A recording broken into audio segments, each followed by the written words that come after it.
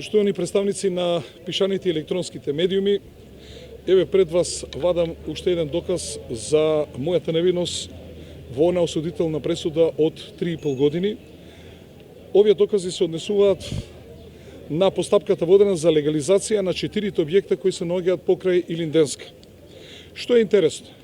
Интересно е што легализацијата на еден од овие објекти го водел како полномошник адвокат Панче Тошковски. Еве, погледнете, значи полномошник Панче Тошковски ја водел легализацијата. Натаму, значи, урбанистичката согласност, овде гледате, ја подигнал адвокат Панче Тошковски.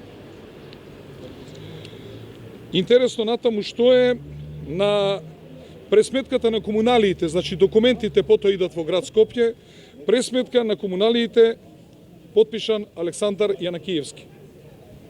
Тој е сега раководител на сектор за урбанизам во Газибава, претходно бил раководител на сектор за урбанизам во град Скопје, а претходно раководител на сектор за урбанизам во општина Центар.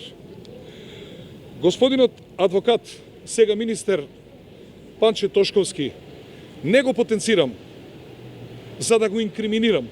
Напротив, сакам да кажам дека господинот Тошковски ја познаа оваа материја одлично.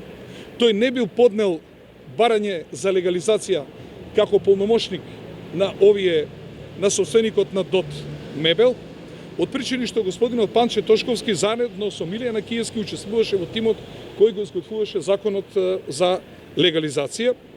И она што е уште најинтересно, полномошникот Панче Тошковски до нас има доставено изјава заверена на нотар од страна на собственикот на објектот дека објектот го поседува повеќе од 20 години и дека, потенцирам, објектот е диво градба. Значи сега имаме мртва трка меѓу оној што го чита законот и оној што го правел законот, и сега треба да погодиме прилика кој подобро ја познава оваа материја. Ова уште еден доказ дека во моментов ова пресуда е само политичка и ништо повеќе, и ова само покажува дека кога е во прашање струка, тогаш адвокат Панче Тошковски совесно си е завршил својата работа, бидејќи објектот имал право на легализација. Благодарам.